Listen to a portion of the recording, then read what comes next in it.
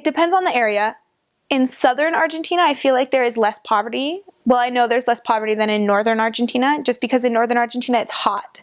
So they can survive in kind of a lower quality house the whole year. But in my mission, it got cold. Like, we had winter. And so I feel like there was less poverty, but I was in some areas that there were definitely kind of like shacks and houses made of cardboard or like steel. And yeah, they have just like stoves that are, how do you say it, with firewood, that they would fuel with firewood. So they would do that. I was in some areas that it was just pure, like, very well off people, and we had success there. And I was in other areas that, like, half the area was poor, half the area was richer, and we had more success with the poorer area. But I think, generally speaking, the stereotype is that, like, people that are less well off are more humble.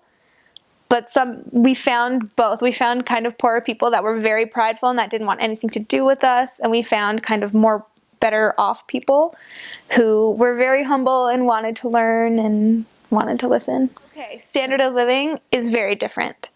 They aren't as well off, generally speaking. The houses, people like to do their own things in Argentina. So almost everyone makes their own house. It's very rare that someone sells their house and then someone else buys it. You build your house and then your children live in it and their children till generations.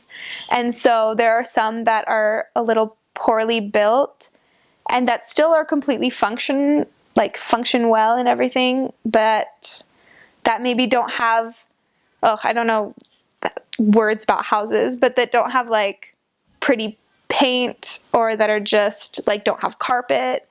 Stuff like that. Some houses that don't have electricity, don't have running water, but they get by. And being in Argentina really made me realize how little we need to survive. It gave me a really different perspective on it all.